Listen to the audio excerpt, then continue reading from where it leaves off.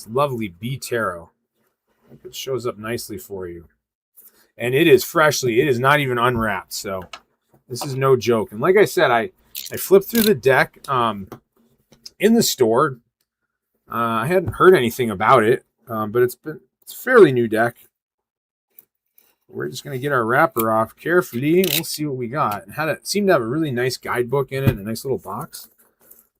So let's unwrap it.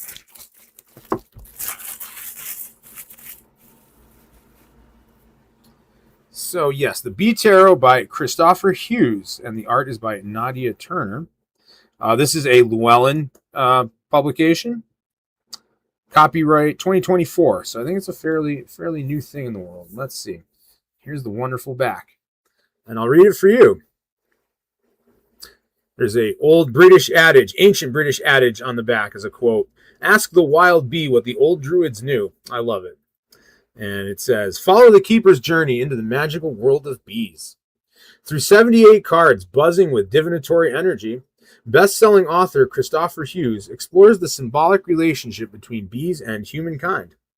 Discover the life cycle of bees, the archetypes of their world, and their mythological and cultural attributes. With Nadia Turner's exquisite art, a premium linen card finish, and Kristoffer's full-color guidebook, this Rider-Waite Smith style kit beautifully marries bee traditions with tarot wisdom for a hardworking tool in sync with the rhythms of nature. And it does include a 296-page full-color guidebook along with the 78 card deck. So quite a great value, and I did pay $32.99 for this, US dollars. Ooh, this is pretty. I love this. I love this already. Did the bees understand the mystery of the druids, or did the bees perhaps give them access to those mysteries? Ooh, very fancy. We've got the little string in here to help us get everything out. There's the lovely cards. Here's the wonderful guidebook. Let's thumb through this. Into the Hive. Okay. Now, I don't know anything about Christopher Hughes or his writings, but I may have to explore that more now that I have this deck, especially if I like it. And we won't read every page. Apparently, Christopher Hughes is the chief of the Anglice Druid Order. Ooh. A Mount Haemus scholar and a member of the Order of Bards, Ovates and Druids. A teacher, writer, workshop leader, and guest speaker at pagan conferences, camps, and festivals throughout the United Kingdom, Europe, and North America, etc., etc. Well, how lovely. I'll have to read up more on this. Seems like he's more in the Celtic tradition. If any of you are well-versed in Celtic traditions, please chime in the chat if you know anything about him or any of this. And then the artist, Nadia Turner, creates wayward wonders in the magical Dandenong Ranges just outside of Melbourne. So she's Australian. Heavily influenced by ancient myth, fairy tales, witchcraft, and the world of the Fae. She's illustrated several children's books and the Mists of Avalon Oracle. So another pretty I've heard of that Oracle deck. Quite popular and pretty as well. So we have our table of contents. We have a little introduction. Some beautiful art in here. I'm assuming a lot of this is the art from the cards. Quite lovely. This is wonderful. This is a very meaty sort of book here. And I love to see this because so often we buy a deck of tarot cards. And clearly this is the Ace of Pentacles. We get that little pamphlet, you know, that little book that's probably written by AI or just poorly translated from some other language, and it doesn't tell us much. And it really doesn't have very good definition. So there's a whole wonderful introduction here. I'm not going to do story hour and read all this out loud, but it explains, gives us an introduction to sort of the wonder, talks a bit about early human interaction with bees, different parts of the world, about beekeeping. It really is mostly about the bees. And then beyond the hive, now we have a little piece about tarot. I'm guessing this is the priestess, probably the high priestess. We'll see when we get to the cards. And it is very much derived from the traditional Rider-Waite tarot, which, as you know, I really like a lot. This is interesting. It also draws the connection between tarot and the Hermetic Order of the Golden Dawn. So Waite and Smith were both members of that. That was one of the great sort of magical organizations that Waite and Smith, along with Israel Regardie and Aleister Crowley, creator of the Thoth deck, were all part of this. So there is all of that. They really all helped bring all of that Western mysticism into tarot in a modern way. And so much of what we know of tarot today is from this and this time in 1909. So a little bit of tarot history, quite lovely. And then we got like a quick rundown, like a quick cheat sheet, if you will, of the major arcana, a little bit of the minor arcana. They're slightly different in this deck. So wands are wands, but cups from traditional tarot are jars. The swords are swords and pentacles are pentacles. So they made the cups jars, obviously, for jars of honey. Then we've got a nice chapter on sort of how to read tarot. Just a little, I mean, certainly not as comprehensive as my Transformative Tarot for Beginners class, which you can take online. I offer almost every week, and I'll mention that more later, but a nice little sort of, here's a little encouragement about how to go about tarot reading. I love it. Talks about the major arcana and then goes into all the meanings and shows all of the art. Lovely. So we will flip through the cards to see all of this. Looks like we have imagery of the beat. The book is amazing, though. You never get, you almost, not always, but you rarely get such a nice book. I mean, this alone, you know, and it's for a wonderful value. I mean, it's $32.99 US. I know people who sell a deck like this in a lovely box for, you know, almost $50, especially if they're independent published, because they don't have the big publishing house like Llewellyn behind them. Okay. And Candy informs me that we are rapidly filling up for reading. So we will get to those, and I will get the queue updated. But we may have to actually close out for the evening here for the readings, because this is going to take some time. But I do want to show you the lovely deck. So here's the book. Let's see. Is there any else fun stuff? Okay. So in the back, they do cover some spreads after going through all the meanings. They talk about a spread, and a spread is basically a layout of cards, and the positions of the cards add meaning and context to the meaning of the reading. You see here, I typically use for your readings a little 3-card spread. I also do a 10-card Celtic cross, not unlike this here. So clearly they've adapted the Celtic cross to sort of the bee thing. I love it. There's some other ones in here. I will explore all these and play with them as we go along. But you all want to see the cards, no doubt. So here are the lovely cards. This is a lovely box. Will probably not fit in my chest of tarot cards, but we'll figure it out. I love this. Okay. Let's put this back away safe. And here are our wonderful cards. Yeah. Now these I am not going to open with a knife. You know, when I got back into tarot reading like 5 years ago, I ordered a Rider-Waite deck.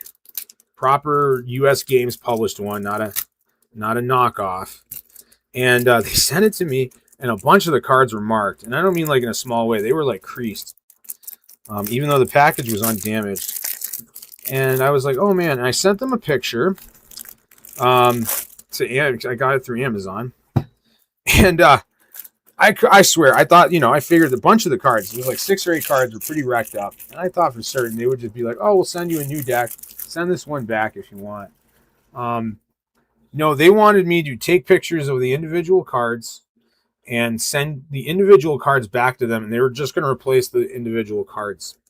And I thought, you know what? This seems like a rigmarole. And I just kept it, and I read with it. And that deck served me very well and led me to a lot of important transformation and healing in my life at that time. So we are, according to my wonderful mod, we are at 16 readings in the queue.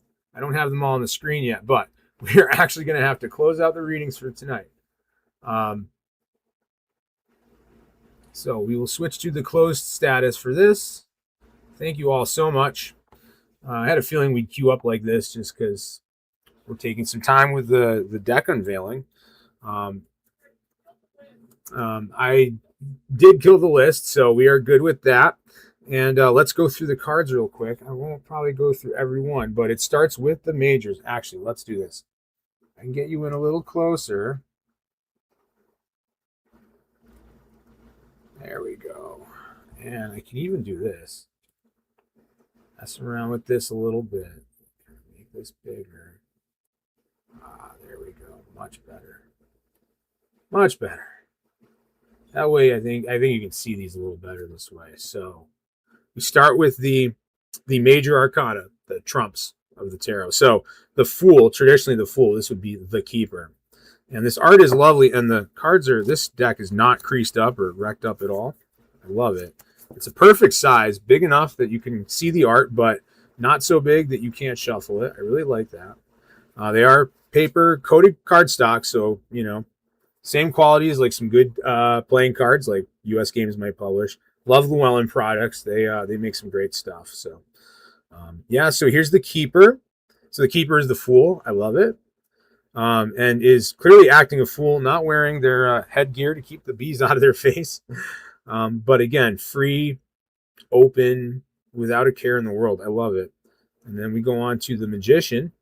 Again, the same, the Beekeeper. And I have a sense the Beekeeper is the central theme in, well, no, because we got, okay, so the Magician, the Melisse, which is the High Priest. This is the High Priestess. I can tell because we have the black and white columns here. Really nice. These are real pretty. The Empress. There's the Empress. The blue flowers. And, oh, the art is lovely. The Emperor with all the bees in his beard. And then, the Delphic bee. That would be the Hierophant. I see. I get it. The Honeymoon being the Lovers. Yeah, that should be the Lovers, right? Yep. The Chariot, in this case, the Barrow or Wheelbarrow. Oh, this is fun. Strength is Strength. We have the Hermit. The Wheel is like this like segmented garden, quite lovely, with like 4 types of bees around it. I love this. Justice is a hand being stung. Oh, how wonderful. The Hanged One, the Hanged Man, hanging upside down, swarmed with bees. Death. So Death is kind of interesting. It's just a gravestone that says 13 on it. And some bees flying around this wreath of flowers. Temperance. Quite lovely, quite appropriate. The Devil. It's just like this creepy kind of like corporate dude, like in his like suit, just throwing money at you, like, I will take all your bees. I will buy all your land. And that kind of thing. So no, View, I am not trying to market these cards. This is a deck that I purchased for my birthday. And so this is just an unboxing on a little bit of review. And we are going to read with these cards tonight. So you will all get your, almost all of you, or all of you will get your readings from this deck. But I just wanted to do a little unboxing. I've never really done any deck unboxings on my channel before. So I thought we'd give it a shot because people are interested. And despite my love of tarot and doing this professionally, I don't buy tons of decks. Mostly just because of financial reasons and space too. I would run out of room. So the Tower is like the bee hive being struck by lightning, much like the traditional tower. The Star. Ooh, yeah, these are wonderful. And the Moon, yep. Rebirth, so that would be Judgment in the traditional deck. And then the World, 21. 0 through 21 for the majors. Oh, I love it. And then we have the suited cards. So here are the wands. All these beautiful wands and bees in them. And they are very reminiscent of traditional Rider-Waite. You know, art. You know, they have that symbolism there. And so I like this a lot because it speaks to me and how I like to read. 7 of Wands. It's like the menagerie, and the 8 of Wands. Okay. Ooh, 9 of Wands. Ooh, like some defeat here. Like the hive got ruined or something, or smoked out. That's wild. And 10 of Wands, like this fertile bee. A new hive is created, I guess. This is going to make me go, oh, and then the court cards. Oh, these court cards are lovely.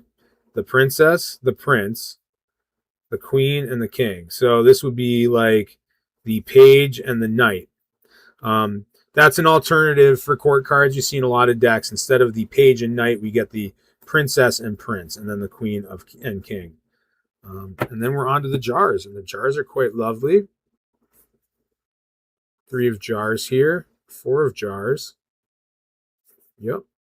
Yeah, and they all really hit on, to me, they really hit on the themes, the key themes that we find in almost every tarot deck. So these are quite lovely. And on to the swords. I love the swords. Yep, 3 of swords is just like traditional art with the heart with the swords through it. Ooh. Yeah, these are really pretty, and the cardstock is quality. So it's a good deck. Yep, the Knight of Swords, the classic, like up at night, ruminating, the Dark Night of the Soul.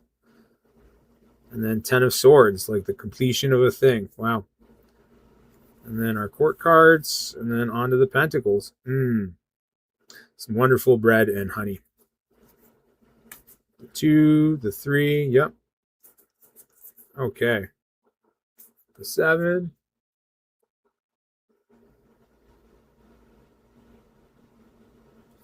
Yeah, and I really like, there is real art for everyone. So some tarot decks you find, a lot of times they will do like the major arcana that are usually have their own illustrations, and then sometimes some decks like the suited cards, the minors, will be really simple. They don't really have much art to them. It'll just be like the symbols, like this, like 7 wands, and it's just the wands, and there's not really any real art behind it. They're just like these symbols, like traditional playing cards, which is fun.